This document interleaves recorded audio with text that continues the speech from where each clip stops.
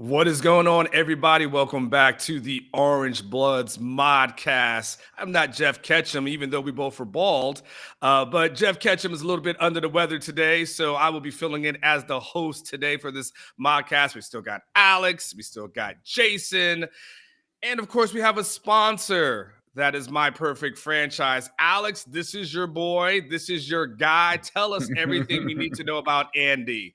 All right, but yeah, man, you can find Andy at myperfectfranchise.net. He's an awesome dude. He's been sponsoring my content over at Orangebloods for years now. I've gotten to meet him. I've gotten to see the changes he's made in people's lives with, setting them up with the perfect franchise for them. Andy is, you could just talk to him one time and you can see how he can help you.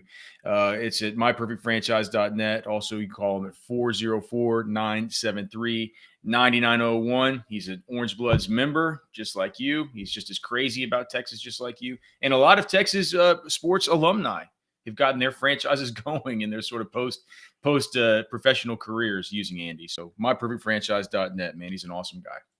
That's good. So for all of us, if we need to get out of Orangebloods, we know this Andy's got the life raft for us. So thanks again for that. They ask what free stuff Alex has got from Andy. So I've gone fishing.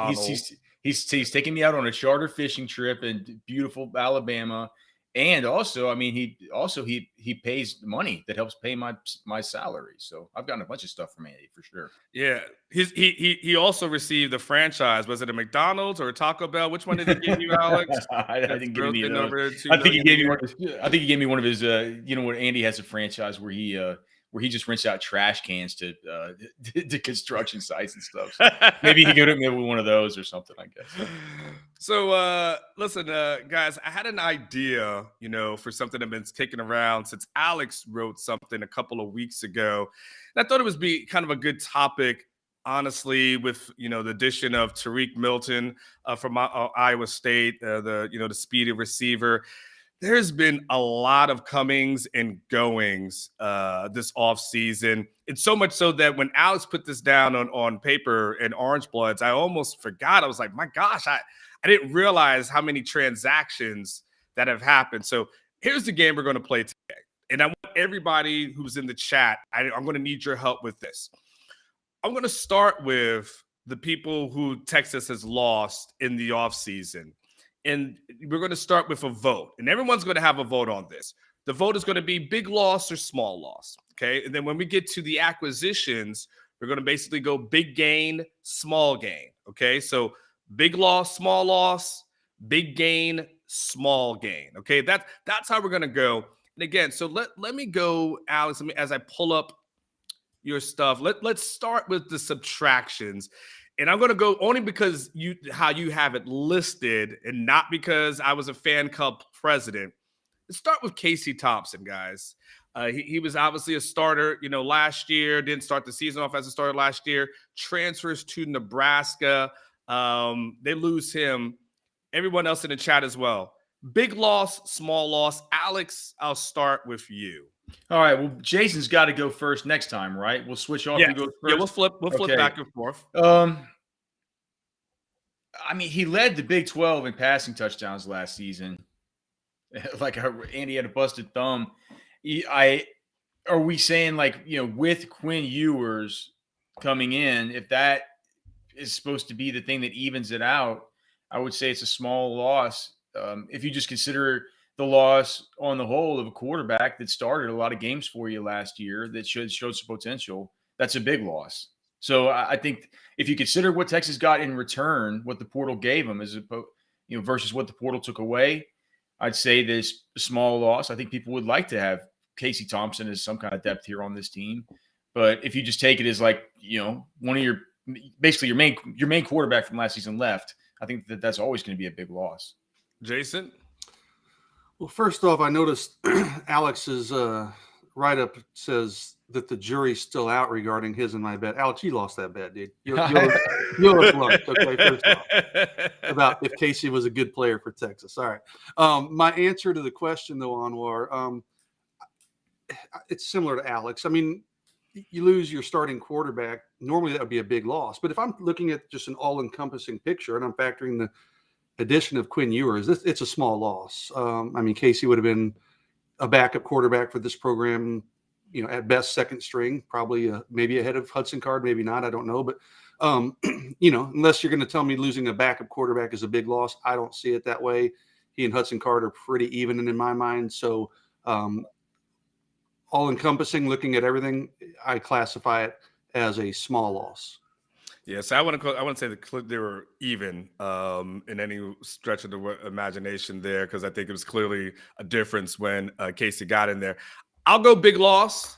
I like the way that Alex qualifies it. If we're talking a trade, then of course you take the trade of Quinn Ewers for Casey Thompson. But just having the depth on the bench, right now with a guy like Malik Murphy, who's still recovering, from his injury, and then even if you decided that, hey, you wanted to bring Quinn along a little slower, maybe wait until after the Bama game, certain things to that effect, I would definitely say that makes sense. But it's still a big loss when you lose a starter to, what that obviously led the league in touchdowns. But like you said, if you're replacing it with a Quinn Ewers, then it ends up being a small loss. All right, let's go to the second one. Alvonte Woodard was also on the list. Jason, I'll start with you.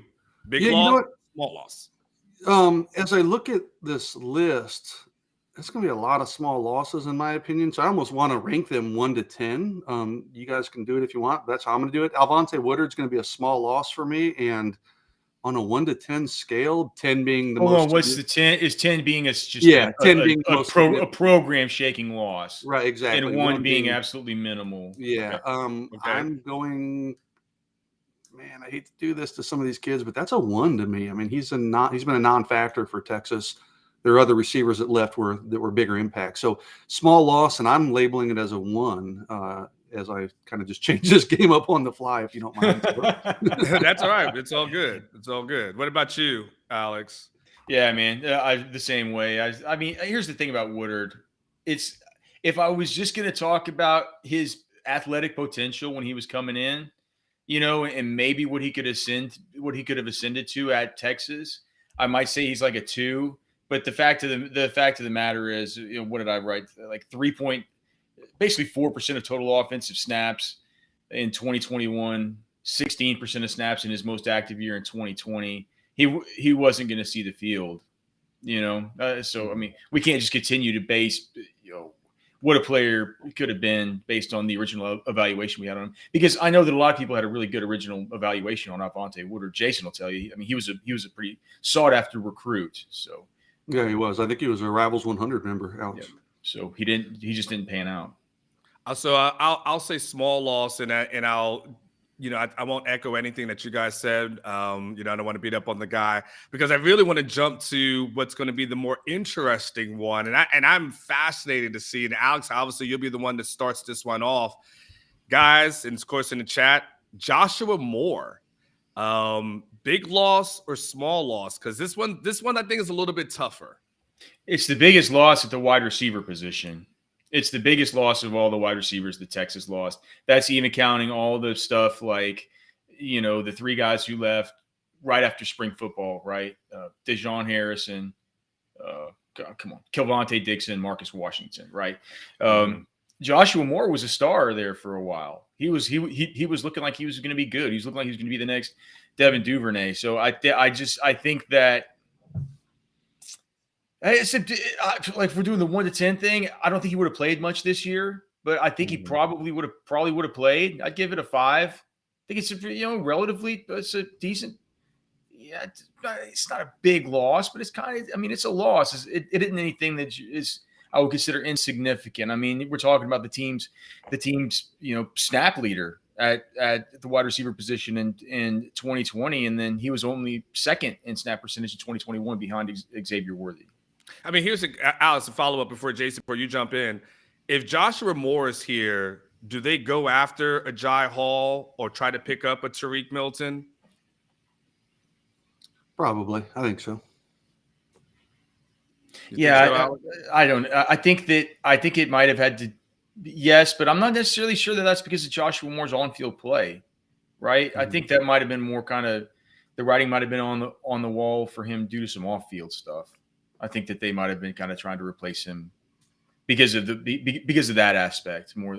I mean, clearly on field he was productive, he was good, and they didn't hold back Joshua Moore snaps. He was a good player for Texas. So I think it's just it's a not insignificant loss, but I do think with the off field stuff that kind of makes it it makes it to. I mean, and clearly when you look at what Texas has gained, and we'll talk about that later, but clearly you'd rather have the other side of the ledger, for sure. Jason, what do you think? I think Chad Martin commented and said medium loss. That's probably accurate, but we're taking big or small. We're not trying to go middle ground here. So I'm putting him in this. Technically, I kind of went middle ground because I said it's a 5. Yeah. I noticed that. I'm putting him with a small loss, Anwar, kind of the same reason I did with Casey Thompson. Texas upgraded. There were games where Joshua Moore was the best offensive player for Texas when he was on the field for Texas. So you'd normally think that would be a big loss, but man, they upgraded that position with the Milton kid from Iowa State's probably the similar type of player in terms of capabilities. Obviously Neyor, Agiye Hall, they upgrade. They lost Joshua Moore, who was a good player, but they certainly upgraded the position. So in my opinion, I'm classifying it as a small loss, probably. I'd give it about a 4, so kind of middle ground like Alex, but I don't think it's a program-altering loss at all. So small loss for me. Yeah, I'll go small loss, and the reason why is this. I think when you look at the on the field, you can say he was very good, he was very productive at times when he was on the field, but you have to factor in the things that happened off the field, and the blow up with Steve Sarkisian, and then the transferring in the middle of the season. Like, they're clearly, from a culture standpoint, I think someone else put that up there, from a culture standpoint, it wasn't a good fit. So for what Steve Sarkisian was trying to accomplish, Joshua Moore wasn't a good fit for this program. And so because of that, and because of what was happening behind the scenes internally, I would definitely have to put that one at a small loss. Okay, next one. We got to run a receiver. So we got 3 straight that are coming. We got Dejon, Calvante, and Marcus. Let's start with Dejon Harrison. I think you just had the last one, right, Jason? You started off the last Alex one. Did. I think Alex was first one. Yeah. All right. So what do you got on Dejon? Big or small? Yeah, definitely a small loss, which is interesting. Like, I thought he had a pretty good spring, right? Based on what we saw and heard, right, Alex? Yeah. But you got to put him as a small loss. I mean, he had been injured. He hadn't done anything. I mean, I think maybe he had a bit more upside than did Alvante Woodard, just because Woodard had been in the program a little longer and you kind of knew what you're getting from him. So definitely a small loss. I'd probably call Dejon Harrison a 2 in terms of my ranking 1 to 10. So small loss, and I'd call him a 2. I agree completely. I agree completely with Jason. It was only this year that and I think, didn't Dejon Harrison miss? He didn't want to deal with COVID or something, right? Didn't he sit out because of COVID? Right. Yeah, or something like this. This was the first year that I really even thought about Dejon Harrison. This is the first year he kind of crept onto my radar at practices, and I mean. To be completely clear, he looked good out there. I mean, he was running as the number 2 slot wide receiver right behind Jordan Whittington and making some plays. You saw from the very beginning, wasn't he just overthrown on the first pass of the spring game by Quinn Ewers on Quinn Ewers' first deep ball, where he dove for it, number 30? It's such a long time ago, Alex. I think it was, but anyway, it's he was getting involved. They were scheming up ways for him to touch the football, but yeah, I mean, he hadn't done anything yet at Texas, and I would consider him, just because of the fact that we did see a little bit of a peak out of him where he was looking kind of good. I wouldn't give him a 1, but it would be a 2 for me also. I think it's a pretty small loss.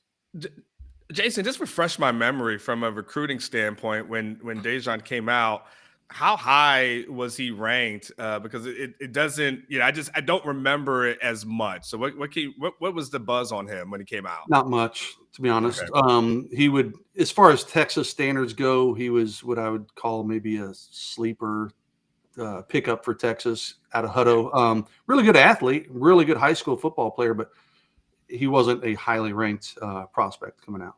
Okay, well, again, I'll agree with you guys on a small loss scale as well. Next one, Calvante Dixon, guys, and Alex, I'll start with you. I'm guessing it's going to be a lot like Dejon, but I still want to see what you think about him. Calvante Dixon was more of a contributor than Dejon Harrison was, because Calvante Dixon actually played some last year. He just got recruited over, and I mean Xavier Worthy comes in. You play that kind of stretch flanker, you Z role that Zay plays, and you're not going to play much. You know, I mean Xavier Worthy's an 86% snap participant. So Calvante Dixon, good player. Isn't he Keontae Ingram's brother? Yes. Yeah, he's correct. So yeah, kind of, I guess, went the way of his brother. Kind of just got recruited over and looked for greener pastures elsewhere. I'd call it more like a 2. You know, I'd call it a 2. Yeah, I'm gonna. Once again, I'm gonna totally agree with Alex. Small loss, obviously. Had flashes, really good athleticism. We saw very small flashes of it, but wasn't going to make a dent in this offense, especially with the guys they brought in. So he's probably right in line with Dejon Harrison for me. So I would give him a 2 as well. Yeah, and again, I'll echo that because I want to jump to the other one, which I think is a little bit tougher, which would be Marcus Washington. I mean, now this is a guy that we heard was having a good spring. We saw some flashes of him. Alex, Jason, we saw him, fast guy in practice, and he enters the portal. He finds a home. Where did he land? With Nebraska, if I'm correct. Mm-hmm. And so on that big loss, small loss as relates to Marcus Washington, what do you guys have? I'll start with Jason on this one. I'm just going to be honest. I've never been as high on Marcus Washington as I think most others, even as a recruit. I just never saw the athleticism, never saw the game-breaking speed for him. I know he was a really good downfield blocker for Texas, and that's kind of what people really built him up upon. It's like, man, he's a really good blocker, which is great. You got to be able to do that, but give me the guys that can really stretch the field and make plays. I never really saw much of that from Marcus. I just never was as high on him as most people, if I'm just being completely honest. So small loss, in my opinion, Anwar, probably about a 3. If I'm giving those other guys a 2, he's a little bit higher than that. So 3.5 for me in terms of the impact. Yeah, to me, I agree with what Jason said. I do think Texas will miss some of his blocking. People in the chat are saying that too. So clearly, I'm not the only one who noticed. That Marcus Washington can definitely get after people and block. But other than that, man, he's a complete baseline player. He's a good player. He's fine. It's like I just think of him as a milquetoast, kind of tepid. I think losing him is a 5 because I just think he's a baseline guy right there in the middle. Not too big a loss, not too small a loss, just right. He wouldn't have played. I think Jason would admit, he wasn't a bad player. I don't think any of us would say that he was he's a really good player. So I think the loss would be like a 5. I just think that's the way that I see Marcus Washington, a replacement level guy. See, I'll probably go a little bit higher. I'll probably go for a 6, just because you can't underestimate that blocking and what he was able to do and spring guys forward. I do 100% agree. Okay. Well, by the way, I mean, Bijan's a Herman guy, so you don't want to lose them all. So if we're gonna just put that out there, okay. In fact, the majority of starters on this year's team are probably going to be Herman guys. But just you can't negate the blocking ability, and I think it says some other things that he adds. I mean, clear to the point that Nebraska views him as a plus player, and a lot of these guys when they enter the portal. They don't really find homes, especially at Power 5 conferences. Most of those guys transfer down. So for him to clearly Nebraska's not on a Texas level, but still stay Power 5. I think it says that he's probably a little bit more of a bigger loss than we may indicate. There's going to be a couple other guys here that I don't.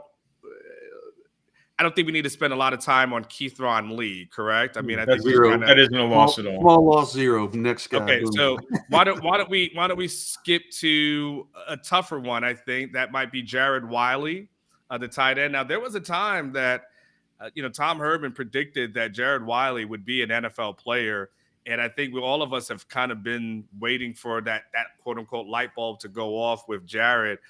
Never really did, and we saw flashes, but never really a lot. So Alex, I'll kick it off with you. Jared Wiley, big or small loss? Well, I know the folks at he went to SMU, right? Was it SMU or TCU? Where did he go? TCU. I talked to somebody. I forgot. So I talked to somebody over there at I get TCU and SMU mixed up. The folks at TCU, or at least one person I talked to at TCU, was like, wow, we can't believe he came available. I don't think they were expecting it. I certainly wasn't expecting it either. Given what Texas has behind him, and given the fact that he was certainly recruited over, I think that you can overlook the fact that he was, second in snaps behind Cade Brewer last season, and he did look like the number 2 tight end, and he did look like he's a guy that he's got the body and stuff. He's got, he definitely looks. I'll say this: he looks more like a future NFL player than Andrew Beck did, and Andrew Beck's collecting NFL paychecks. He looks more so than Jeff Swaim did. So I don't know. I think that it's.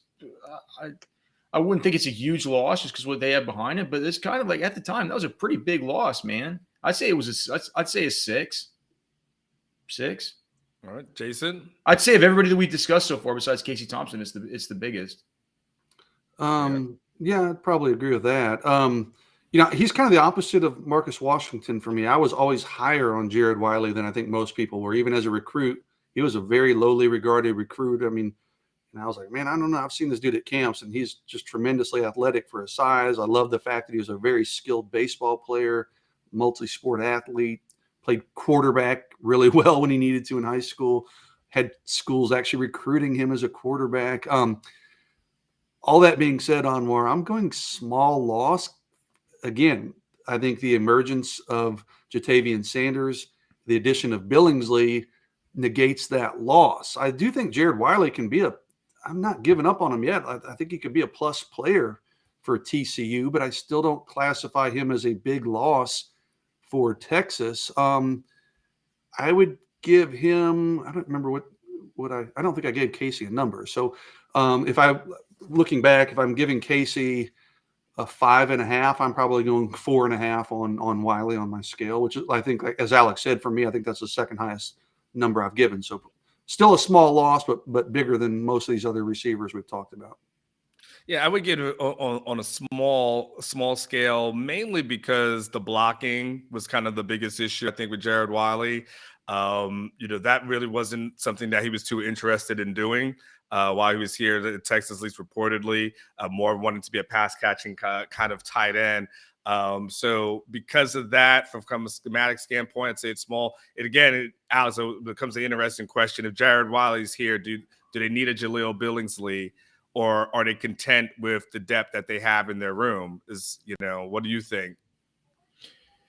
I think that Billingsley, based on what we saw in the spring game and in spring practice, I think Billingsley was sort of brought in for his own role. Yeah, I don't think he's going to play the same role as some of these other guys. They're gonna line him up at an H-back almost exclusively, and they're going to split him out wide when they go to 4 wide receiver sets. And he's not going to be an inline tight end. Whereas Jared Wiley, I could look it up now. I'm not sure. I don't have time to look it up now because we have a bunch of these guys to look at. But Jared Wiley last year was the inline guy. He's the inline option. So Jared Wiley right now would be considered to be in competition with JT Sanders and with Gunnar Helm. And I don't, when you consider those guys coming in, it's like, it doesn't feel like as big a loss. But Jared Wiley was like, I'll just keep saying it. He's going to go to that pro day in a few years, and he's going to test really well. And he's probably going to make some NFL team. With all that said, I'm not sure that he was a huge loss for Texas. And I'm not ready to get dominated by Hostradamus. Yeah, can we ban him from the chat? Yeah, man. Let's get him out of there, man. You need to get through Bill first these days, man. Come on. All right, let's do a couple. do we need to really get into anything as far as Rafidi Grimai is concerned? Is that No, that's it. That's almost that's one of these that I would say is it's negative on here. It's like addition by subtraction. Tyler Johnson? Do we need to discuss anything as far as Tyler Johnson? I think that the interesting thing to discuss with Tyler Johnson is the fact that there was a time there where he had the most pedigree of any of these offensive linemen on the as far as recruiting pedigree. Actually, up until this last class, this 2022 class, if we don't consider those guys, think about the offensive line as it stands right now. If Tyler Johnson was still on this team before these 2022 guys come in, he would be the guy that was rated highest as a recruit out of the whole group that's available right now. It's just wild to me to think how badly he busted, and it's wild to me to think, Jason, you might remember better than me, but were there conversations between whether Tyler Johnson or Kenyon Green was better? Was that the same class? Green was ranked higher. I don't even remember if they were in the same class. Johnson was a borderline top 100 player, but there was a time early on when there was conversations about him being a 5-star guy, but then he slipped a little bit. I'm pulling up his recruiting profile. I remember he was in the top. He's 97, so he's borderline top 100. But no, he wasn't in Kenyon Green's level. But listen, man, you hate to bag on these guys too much, but a colossal bust for Texas. Has he even landed anywhere? I don't think he has he? I don't know. I think I saw something. I think maybe I saw something, but it wasn't any. Oh, Houston. Okay. Houston. So that's interesting. He finally found a landing spot, but it's not like guys were beating down our teams were beating down the door. So it took a minute. Yeah. Thank you, Michael. Our great producer, Michael, that's always correcting us here in the chat. he's up on the transfer portal stuff for sure. So. No need to go into much detail. That's a one on my in a small loss. Yeah. The last one would be, if I'm correct, and Alex, I'm making sure I'm reading your article correctly. Jaden Hullaby would be the last person to depart ways as far as the offense. Okay, as far as the offense is concerned, but some of these guys like Agiye and were they? I mean, I'm gonna maybe like BJ Foster wasn't on the team last year, so right, so. BJ Foster? Yeah. BJ Foster. Did I have him on this list? Yes. I thought BJ Foster, was he not on the team? I get the years mixed up. Did I put him on the list? Let me see. You did put him further down. But BJ Foster transferred. When did he transfer to Sam Houston State? 2021. Was it? Yeah, I don't remember a part of the team, so. Let's see. Last year, injured so much it's hard to remember when he was on the field and when he wasn't. I mean, he was bad. Like, talk about addition by subtraction. Let me just look and see. It's a total brain fart by all of us. Yeah, we could probably lump a lot of these guys. Yeah, I was going to say, because there's some of these guys that I feel like he signed with Sam Houston State on BJ Foster played 76% of snaps in 2021 for Texas. So wow. I guess that shows how memorable it was. That's unfortunate. All right. The only memorable snaps were, he did have like 2 interceptions one year, but right, he played the second most snaps on the whole defense behind Deshaun Jameson. Okay, well, listen, we got more to go through, and we could probably do a whole hour on this. So why don't we do some quick hitters on these guys, so then we can at least get to the additions. Okay, does that sound good? Yep. All right, Jaden and Rockman, you don't feel the need to keep up with all these things, but we'll just go through the rest. So Jaden Hullaby, big loss, small loss? Small. I mean, he's a guy that moved from linebacker to running back, and he would have been like the 6th running back on the team. So small. Yeah, definitely a small loss. Just didn't need him at linebacker. Certainly didn't need him at running back. So, defensive end David Agiye. David Abiara. Abiara. You know what? I think I put that as, considering what Texas has at the strong side defensive end right now, that's we starting to talk about a little bit of a bigger loss, even though we hadn't seen him play yet. He was running at some points with the 2s behind Barron Sorrell, sort of mixing in with Justice Finkley there at that at the strong side defensive end. So I put it in. I think I thought he was a good prospect. I'll put him in a kind of a medium loss. I think that's important depth to have at those end spots. What about you? Small loss for me. Former Notre Dame commitment, but this is a guy who really fell off as a prospect. I was a little surprised Texas took him in the end, to be honest with you. So small loss for me. I mean, You didn't like his tape? I remember it was liking up and down. I thought it was very up and down. Again, I just wasn't as a big fan of him, and Notre Dame kind of cut him loose. Texas takes him when a lot of other teams wouldn't. So small loss for me, probably a 2. Okay. Same with me. Jordan Thomas, small loss, guys. He didn't ever do anything. Yeah. Well, he didn't get here till late. He sat out a semester. He had injuries. His grandfather was ill, I believe. He's a guy I really liked his tape, and I liked his just raw upside. But I mean, in terms of how much it impacts Texas, definitely a small loss, probably another 2 for me. But I think Jordan Thomas could still be a good football player for somebody. What about Myron Warren? I'll go first on Myron. That's a guy, man, when Texas recruited him out of Louisiana, I remember thinking, okay, they found something here. Yeah. I really liked his film, but it never transpired to the college level. I'm looking at Alex's write-up. He had 28 snaps last season. So, again, small loss. I still think he has a chance to be a good player based on what kind of prospect I thought he was, but it just never came to fruition at Texas. So he's going to be about a 2 for me as well. Yeah. He had a good spring game where he had those 2 sacks, I guess. When you just got to get back there by the quarterback and kind of be around him and they blow the whistle. But Myron Warren did kind of come on there. Not a big loss at all. Yeah, so we've got Marcus Tillman out, Terrence Cooks. We could put all these linebackers in the same bucket, I think. Yeah, I mean the only one, and I guess even a day away, right? I mean, that ends up being just somewhat disappointing, right, Jason? As far as from his recruitment to what happened here at Texas. Yeah, man, I'm gonna sound like a broken record, Anwar, but I just never thought Dele was a good fit. He's more of a throwback middle linebacker. He's not ultra athletic. Honestly, of those 3, Marcus Tillman, Terrence Cooks, Dele Adeoye, if I'm saying which one's the biggest loss, I'm probably going Terrence Cooks. He was still a very young player. I think he has a chance with some upside. So I don't view Dele as a big loss. Certainly not Marcus Tillman. I don't view Terrence Cooks as a big loss, to be clear, but of those 3, I'd probably label him the biggest loss of the 3 linebackers. Yeah, I mean, to me, it's just like, let's just consider the context that we're talking about this in.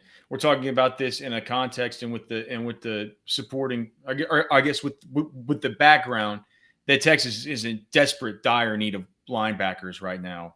And I don't care about losing any of these guys. So I think that'll tell you what kind of loss it is. Okay, so then, as we seemingly forgot that BJ Foster was on the team last year, like maybe there's a conversation to be had there. Big loss, small loss.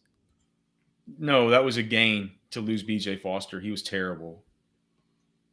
Yeah, man, I'm so torn because I still think that guy can be a good football player. We saw we saw it flash at the beginning. We saw it flash at the beginning. Dude, he was terrible. It was bad effort. It was bad attitude. I don't know if he was hurt. I don't know what it was, man, but it was just, it's like you can't memory hole how bad it was. Yeah. You just can't, you can't do it because you could fall back on his potential and everything else like that. The fact is he anytime he was on the football field, he was a target for opposing offensive coordinators. He was a giant liability. He couldn't tackle. He didn't try to tackle. He had terrible effort. I don't even know why he was on the field half the time. I hate to say it, but it's just like, I'm just calling a spade a spade. Yeah. Like bad effort, bad angles, quit a game in the middle of the game. So he's not a big loss, but would it shock me, guys, to see him make an NFL roster somehow, some way? No, I think he has that kind of football player in him and that kind of athleticism, but he sure never showed it at Texas. Some kind of light switch has to go off for BJ Foster. Sam Houston State he's at, right?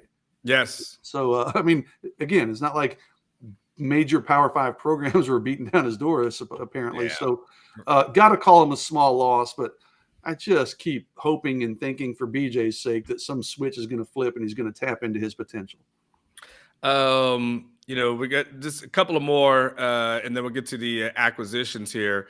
Tyler Owens, this is a fascinating one for me because we'll probably all go small loss. But Jason, coming out of high school with his track speed, like the high expectations were there with Tyler, and it just never happened here at Texas. He was pretty lightly regarded, honestly, Anwar. And then at the very end, right before like the last rankings update, I think 24/7 moving up to like a 5-star, and then rivals shot him up the ranks. And like you said, everybody saw him at that Under the Lights camp.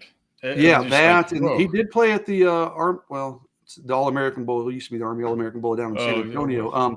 I mean, guy looks like $1 million, man. He run like Anwar said, great track times. He'll blow it away at the pro day for some, at Texas Tech, but didn't ever transpire to being a good football player for Texas. So small loss for me, but I'd put him about 3.5. I mean, he's bigger impact than some of these other guys we've talked about. Yeah, I think that Tyler Owens had immense potential. I thought it was always interesting that they would talk about him in the same way they talked about Overshone. Like, do you spin him down to linebacker? He seemed like a guy that eventually they were going to find a way to use, just given his athleticism.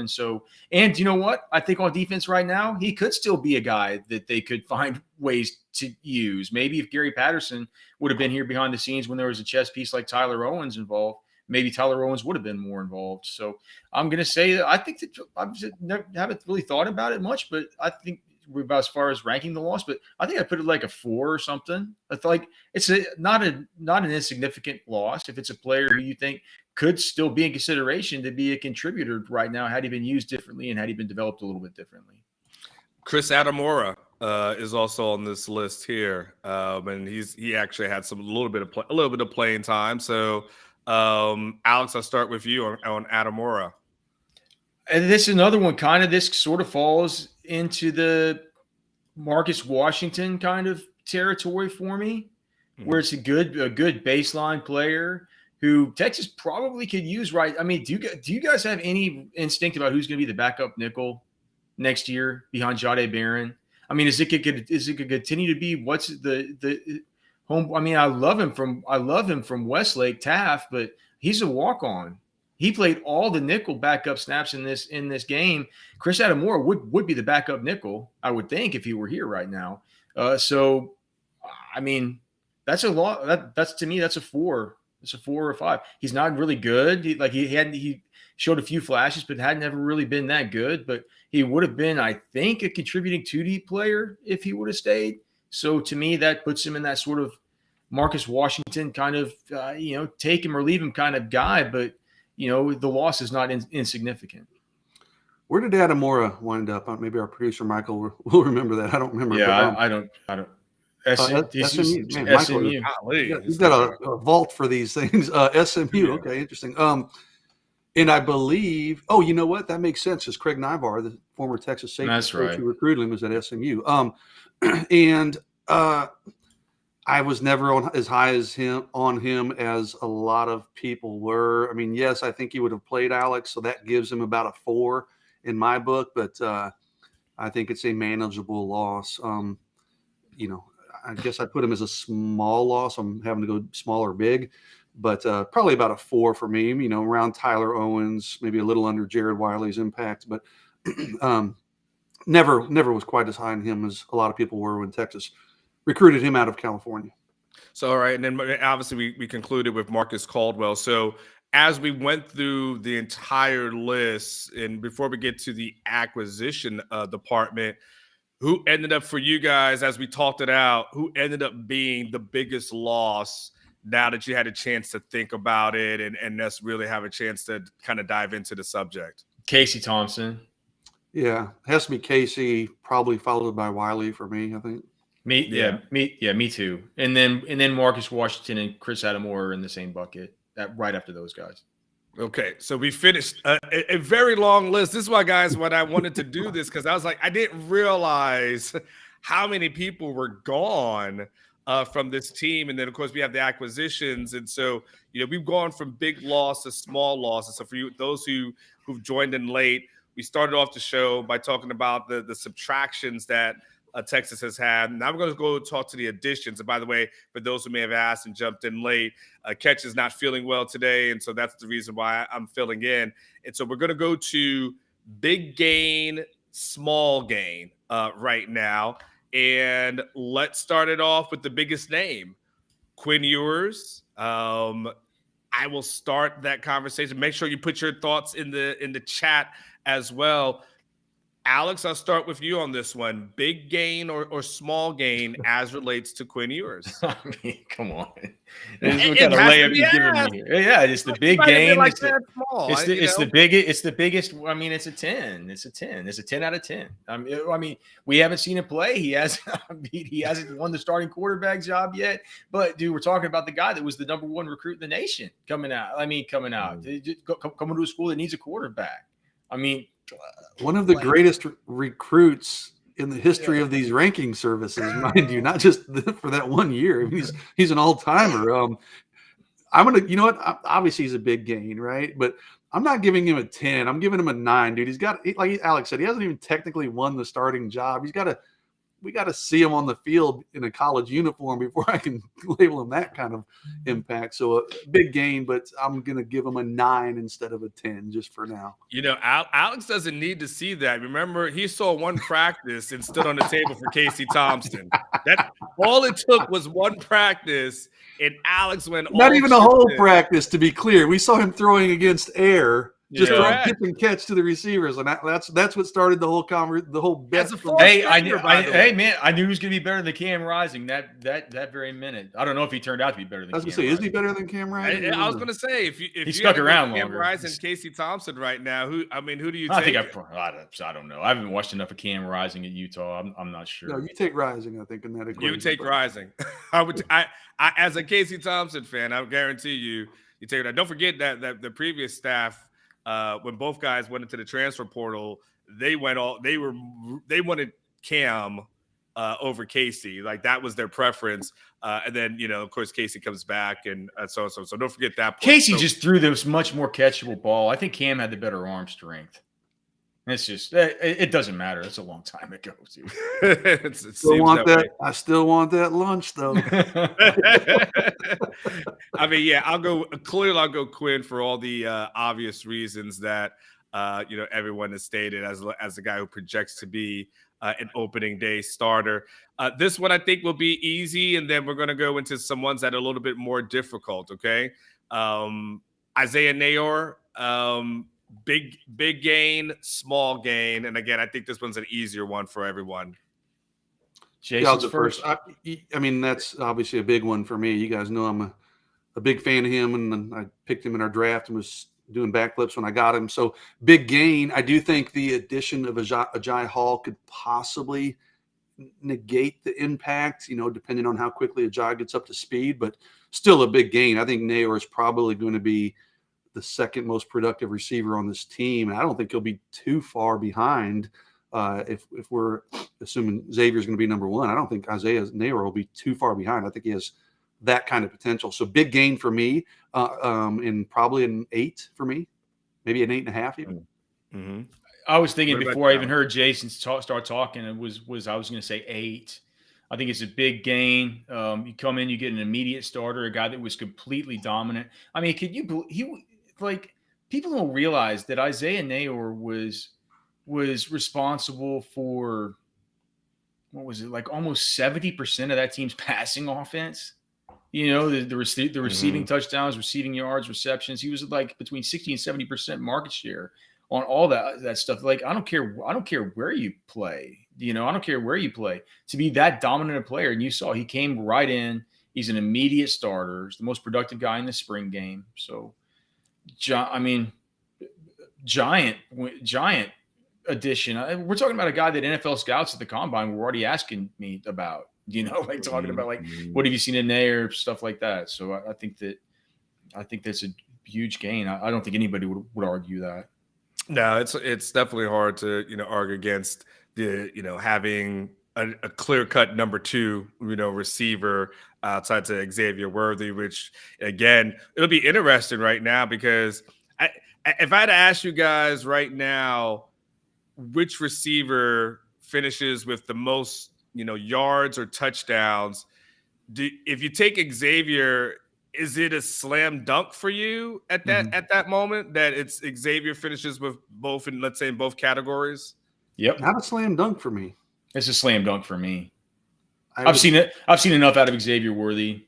I would put my money on Xavier Worthy, certainly. But if you said, hey, Anwar, if you said, I'll give you 10-1 odds, and then you said, if Isaiah Neyor has more yards or touchdowns than 10-1, Worthy, hell yeah, 10-1. Well, so would I. Okay, 5-1.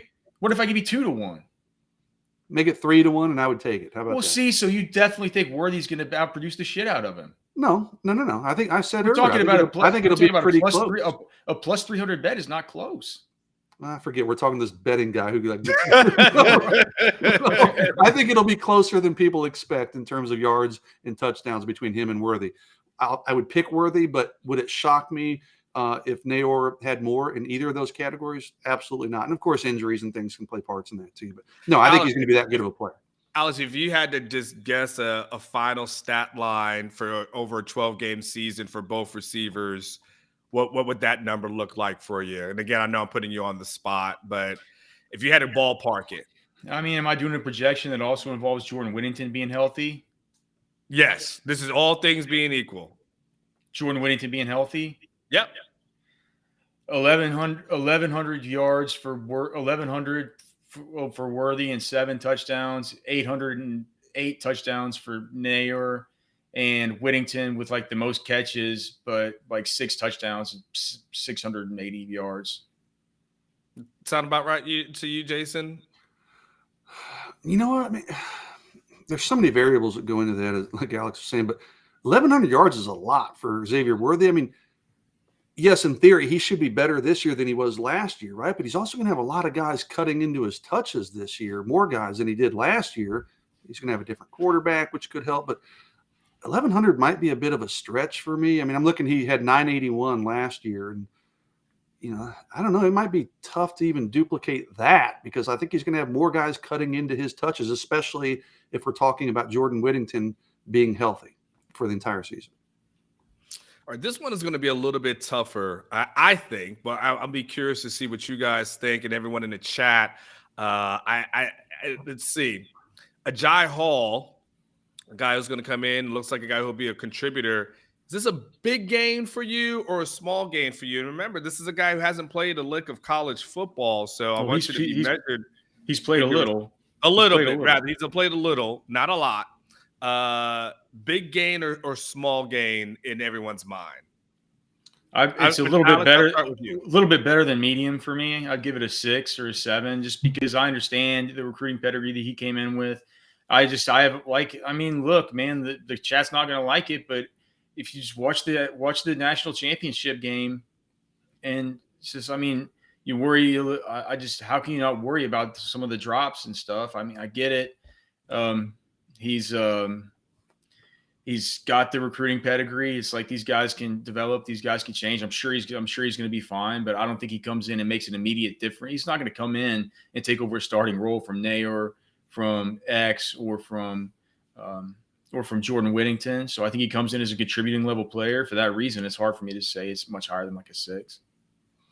Yeah, it's interesting.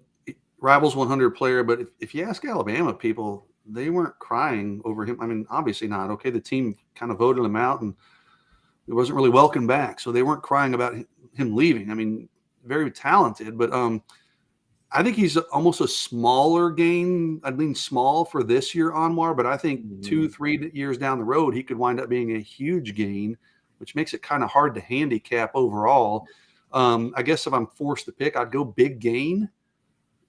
But I think it might take some seasoning before we see those big gains. But I'd put him at about a 6, and I'll label him a big gain. Yeah, I mean, I'm with you guys. I'd put it at a 6, but what's our expectations? I mean, is he 400 yards receiving this year? 4 touchdowns, or you think that's too much? Alex, you're shaking your head, so you don't. No, I don't think he'll be that much of a factor this year. I think he needs to develop some, dude. I think he's a super raw talent, and it'll be good that he develops some. It'll be good. Like, it'll be good if that guy's not having to thrust into having to play and be like the big man on campus in his first season. Let's get to another one here. We've got about 3 more to go to. 2 that are on the list, and one that came after Alex, your article ran. Jaleel Billingsley. What about Milton? When you talk about Tariq Milton, right? Tariq would be the last guy at the end. Okay. So I'm going to do Jaleel, Ryan Watts, Tariq. Okay. So Jaleel Billingsley. Jason, we'll start off with you. Is it a big gain or a small gain in your mind? Likely starter, most likely. So I have to put him in the big gain category.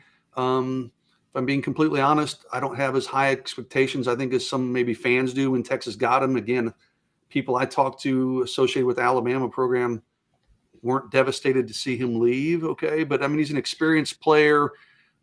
He's got a pretty unique skill set. Alex talked a little bit about it earlier. He's probably going to be a starter for Texas in some capacity. So that puts him at a big gain, but I do have fairly modest expectations in terms of him putting up huge numbers or anything, but I'm going to call it a big gain, Anwar, with about a 5.5 as my ranking on that. Alex? Yeah, I'm with Jason, but I don't call it big. I'm going to just call it what it is. He's a rotational starter the same way that Jared Wiley would have been. And so I said Jared Wiley's a 5, losing him. I think Jaleel Billingsley's basically an even Steven kind of swap. I think it's right about a 5. You're talking about a dude who'd proven that he had been a rotational starter at Texas before versus a guy who we're picturing to be a rotational starter at Texas now, who seems to have a bit of a specialized role, which could make him even not be the kind of 33% snap participant that Jared Wiley was. It could just be that we see Jaleel Billingsley in on 20% of snaps whenever they go 4 wide or whenever they just need him in as a second H-back. So I would just say 5. I don't think it's a small gain. I don't think it's a giant gain. I think that it's fine. I think that Jaleel Billingsley will be good, and I think it's fine. Well, for the purposes of the conversation, since you got to go small or big, and Alex, you took the easy way out by going 5. I mean, look, I'll go the Jason way then and say, look, just because we do peg him as an actual starter, I say it's a big gain. But if we're going to say that, I can't have Jared Wiley a 5 either. So I have to say Jared Wiley's a big loss. And so I'm not sure. I'm not sure I feel good about saying either of those guys is a big loss or a big gain. But I'm not sure. I mean, feel right about saying either one of them is just to slug it off as saying it's a small loss or a small gain. I feel like a huge coward, but I don't feel like either statement's correct. you know, like, so I don't know. I put the categories to make it difficult, Alex. So, yeah, I mean, if I did 3, then, you know, we could just do medium for so many and call it a day. I'm going to go small. Here's the reason why. I'm not ready to give up on Jatavian Sanders yet. Like Jason, I don't know if I'm beating my head on the table as far as this is concerned. Maybe I'm just too stuck as high school. Maybe I'm too stuck on what he looks like from a physical standpoint. But I just have to believe that something clicks at some point and he lives up to all the expectations. I still think he has such high upside. And with a room that already has Gunnar Helm and Juan Davis that's in there, I'm not quite sure what his impact is when you also have to add in Jatavian. So that's why I will go small, only because of what's in the room and because of my belief in Jatavian. But am I just holding on to something that I've got to let go of, Jason? No, I wouldn't argue with you on that. I mean, I think we saw Jatavian start to break out in the spring, right? I mean, is he going to continue to make strides and tremendous strides and have a big season in 2022? Not out of the question, but I mean, he still may be another year off, which is why I did label Billingsley as a big gain, just barely. I have him at 5.5, but no, I don't think I wouldn't fault you at all for maintaining your confidence in Jatavian Sanders. I'd say stick to your guns on that one, and you're going to be right at some point. Maybe, I don't know if it'll be this year for sure, but I think you'll be right at some point. It might be the thing I end up being right when it gets to the pros or something, like that. So, so all right. So let's do 2 more. Ryan Watts looks like a potential starter on the outside. Big gain, small gain. Alex, let's go with you. Ryan Watts, is it big gain, small gain? And guys, make sure you put that in the chat as well. Yeah, no, I mean, I think he's the incumbent starter I mean, based on what we've seen in spring, I mean, he played every single. There wasn't another corner that played a single snap, over his corner. It was Jameson, and it was Watson in the spring game, and that's just how it was. That's how it's going to be. I think, it wasn't one of these situations where anything happened in camp like it did with some of the safeties, where it started out being one guy, and then another guy started working in, and by the end, all of a sudden, Keaton Crawford's not playing with the ones anymore, and all of a sudden, it's, look at the house phone. House phone. This never rings. A house call. I swear, whoever's spam calling me knows that we're on the Modcast because it never rings, man. Yeah, that's great. Man. How quick I was to turn that off. No, bam. No, but dude, I mean, it's like we didn't see any of that shuffling with the corners. So it's going to be like, I'm not sure it's a 10 because we haven't seen him play in a game. But maybe like a 9, something like that. Just a big gain. I mean, you got a starter, one of the most important positions there is. Jason, I'm just curious, what kind of phone do you have as a house phone? I love. Is it wireless? Darwin Lemon said, "I called you." Like my number's listed. Like somebody seriously could just call me to jack with me. It is a Panasonic cordless phone, and I've got like 4 of them around the house. Like, before I get into Ryan Watts. The reason for that, we have had 4 young kids. Now they're growing up. And my wife's like, hey, we need to keep a landline in case the kids ever need to call 911. Okay, made sense back in the day. Well, no longer. They all have cell phones and shit now. But now I use it like during football season. I do phone interviews with radio people. But I don't know, whatever. It's like $10 a month, and I'm just too lazy to call Spectrum to cancel it. So. What they charge you, like $2 a month? Like you're like the only person. Paul said, "At least it's cordless." Yeah. Well, no, like it's so weird. Like with my internet, because I have to buy the business bundle because I do radio and I do streaming like this and stuff, and I can't have it mess up. And to be able to buy the bundle with it, you got to buy not only that, but you got to buy the internet. And for some reason, they make you still buy the damn phone. I'm like, I don't want the phone. They're like, well, you're just going to get the phone. I'm like, well, I'm not going to hook anything up to it. Yeah, it's crazy. I'm buying you a damn phone for Christmas, Alex. A $15 gift from Jason is what that'll be. So back to the Ryan Watts conversation. Now that I've derailed us, that's a big gain for me. I keep saying I'm a bigger or smaller fan than maybe the average, but I think I'm a bigger fan of Ryan Watts' game than maybe even most people were when Texas took him. So big gain. You factor in the need at the position. He's likely, like Alex said, to be a starter right away. It sure looked like it in the spring. So I'm not going with a 10 because a 10 to me has to be like a instant all-conference or all-American player. But I'm giving him a 9. I think he's that kind of player for Texas in obviously a big gain for Ryan Watts. Yeah, and again, not much else to add for outside of what you guys did. So let's close it out with one more. That's a recent gain. Jason is still on my face.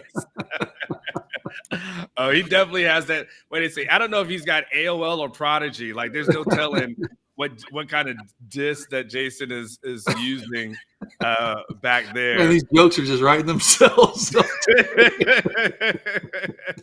Keep them coming. Keep them coming. He's got rabbit ears. He probably put the tin foil on the rabbit ears. In order that to get your satellite dish in my backyard is like 10 feet wide. And I've got to crank it to turn it. Yeah, I can't imagine what your pool in the backyard looks like. I guarantee you it's definitely above ground if you do have no one. Pool for me, no, man. Other than a small one for my dogs. So who's our last guy we got? Last guy, Tariq Milton from Iowa State. Again, I think this one is going to be interesting. I'm very curious to see, Alex. You'll be the guy that starts us off. Tariq did have a couple of good years when he was at Iowa State. Last year, the numbers, dipped just a little bit. There are a bunch of receivers that are in this room, but he does add a little bit of speed to it. So from a big game, small game perspective, what do you got, Alex? Well, there's no question that he's a small gain. He wasn't a good player at Iowa State. If you look at even his best season, I mean, at least you can watch the 2019 highlights and you can see that, over 20% of his receiving yards came on totally busted coverages. And I can understand the guy is fast and he brings an added dimension to the room, but he's nothing more than depth. He's never produced at a high level at Iowa State. He's never officially broken out. So I would say he's a small gain and somebody that you can maybe use as a role player with some speed on the outside. Jason? First off, my dude Kevin Ellison, one of my buds, just kind of chimed in and echoed what I was going to say. He does potentially help you as a return specialist. He's a very good punt returner for Iowa State. There's the comment from Kevin.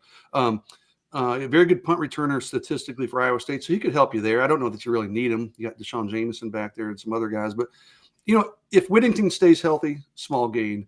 If Whittington's hurt, potential to be a big gain, but again, man, I mean, there's only so many balls to go around in this offense. So I don't think he's going to put up big enough numbers for me to consider him a big gain. So I'm going to label him as a small gain, Anwar, but on the higher end of that small gain spectrum. So about a 4 for me.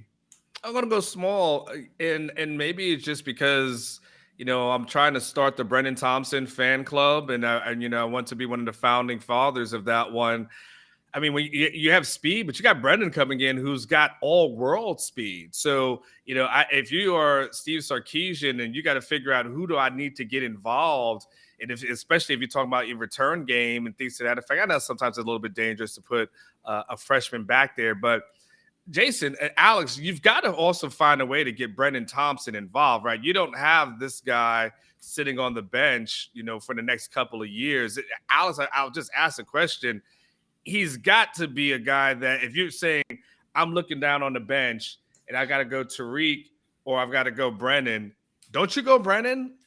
Yes, because not only that, I mean, Tariq is going to be he'll be a graduate transfer. He's only around for one more year. It's like everything that you put into Brennan Thompson right now, it's like you're putting stock in the future.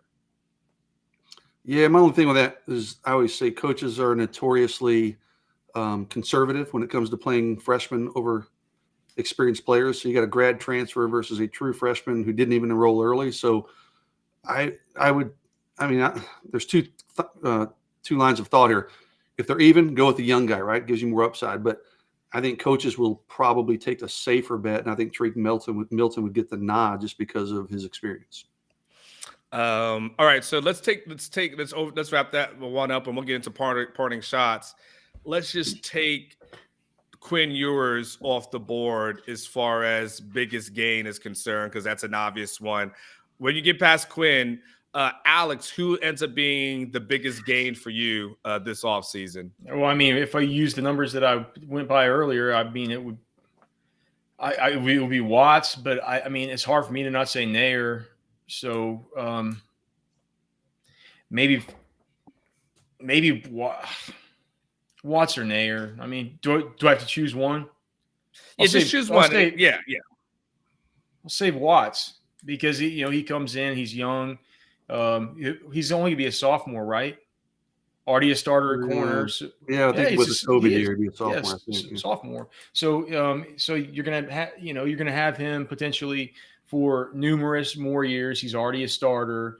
It's a huge, important position. And if Neyor wouldn't have come in, Texas would likely still have Marcus Washington and Agiye Hall, who would have been able to sort of backfill for that. If Watts wouldn't have come in, who knows whether Texas is having to play, Jameer Johnson or one of these other guys at that other corner opposite Deshaun Jameson. So that's what I would say, Watts. I got an interesting answer. I'm going to say Watts is the bigger, but I think Neyor is going to be the better player. But when I factor in the need at the position and everything else, I'm going Ryan Watts as the biggest addition. Hey, I don't think anybody picked Ryan Watts when we did our draft. Yeah, yes, I did. I did at the very last pick. Yeah, as the last pick. Yeah, that might. Yeah, and I remember it was kind of a throwaway. And you're like, I guess I'll take Ryan Watts. Well, that might wind up being like one of the best picks in that draft, dude. So, I'd go Watts with the biggest need, but I think Neyor probably winds up being the better player. Yeah, I think you absolutely nailed it with that one, Jason. Definitely from a need perspective, you needed all the bodies at that DB position. But if this defense is going to struggle at all this season, then it might be a thing that they're just going to have to outscore everybody. Ketch has talked about this team may need to average 40 points a game this upcoming season, and like having a guy like Neyor, definitely has helped out. Hey, let's go ahead and get into some parting shots. We've been going on for a little bit over an hour. Thought we had a really good show so far. So thank you for everybody who's doing things in the chat. Jason, I'll start with you because Alex always says he has nothing. So I'm going to give you time to think, Alex. Jason, let me start with you with parting shots. What do you got? Well, Michael, our producer just sent me, I guess there's a question about Anthony Hill. Okay.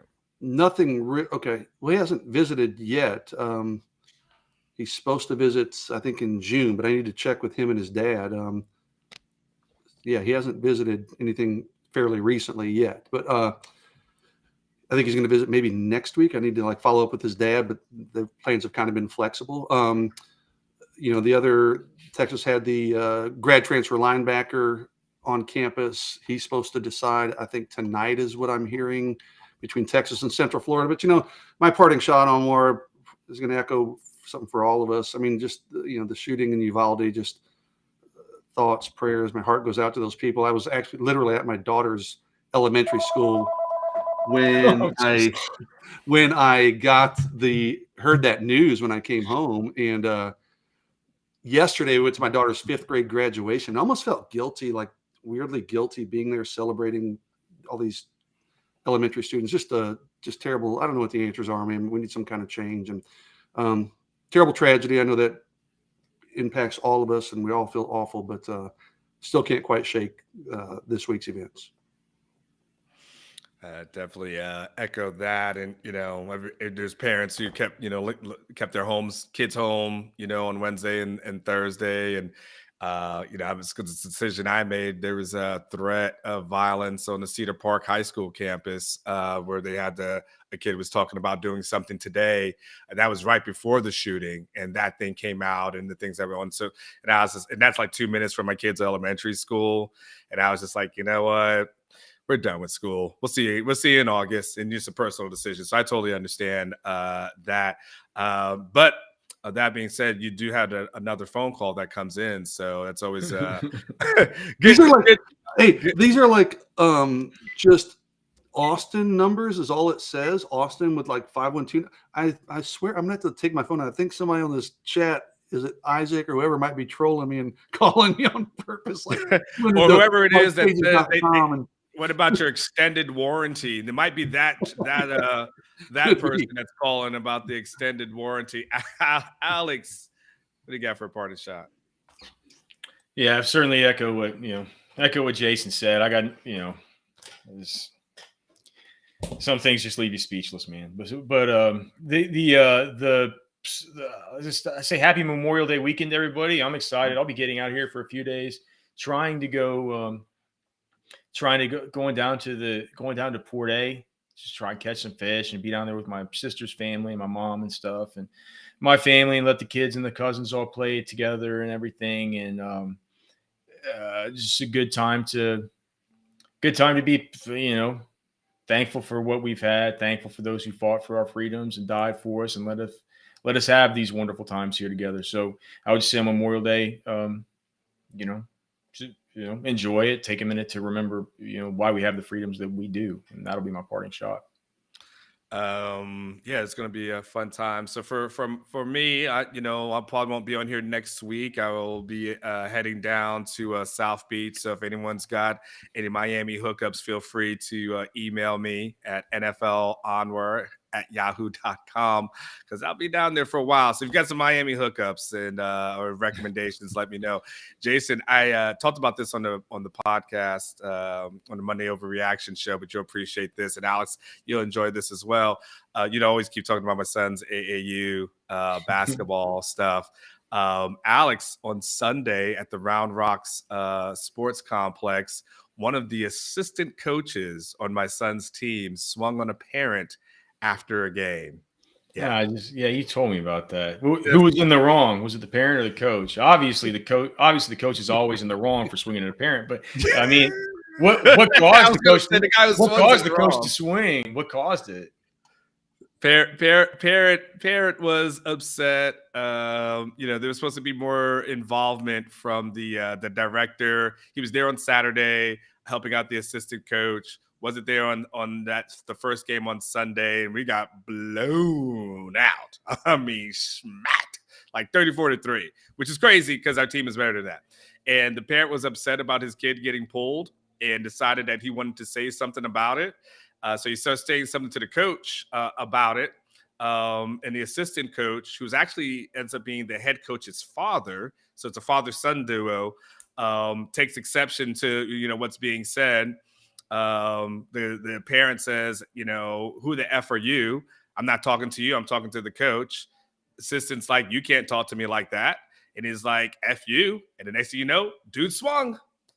But yeah, that guy would be in the wrong all because the kids were around. So because the kids are around, you can't do that. Had to break up that fight. Is the coach fired? No, he just won't be working with our kids. The assistant coach, he'll just be somewhere else. He's just been reshuffled, and I'll save all the unnecessary jokes. He's just been shuffled to another program. It won't be a part of ours. I've wanted to swing on parents when I was coaching my son's baseball team, but it was usually parents of the other team that were being obnoxious. So, never parents of my own team. Yeah, so practice on Monday with our we got a new coach. The head coach has now been demoted to the assistant, and the assistant is no longer part of the program. So that is happening in the world. I actually was avoiding the Catholic Church jokes, so that's why I kind of left that alone. But yeah, that's the interesting world of AAU basketball. Practices again tonight, so this would be very fascinating. But I will definitely enjoy my Memorial Day. Thank you, Alex. Thank you, Jason. Thank you for everyone in the chat, by the way. I know I didn't say this at the beginning, but hit the if you've enjoyed this video, if you made it to the end, do me a couple of favors: hit like, hit subscribe, share it with your friends on social media. Don't share all that other BS that you get on Facebook and stuff. People shared all that stupid quotes and stuff. Share your Longhorn stuff. And share with your friends. If all goes well, Jason and Alex will be here next week with Catch. If not, they will be doing a show with each other because I will be preparing to get hammered on the beach somewhere with my girl. So for Alex, for Jason, for Jeff Ketchum was somewhere, for Michael Rockman, who was the damn best producer who knows everything. He's like a trivia master. I don't know how he keeps up with all that stuff. And but thank you for checking it out. We'll talk to you guys again soon. See ya.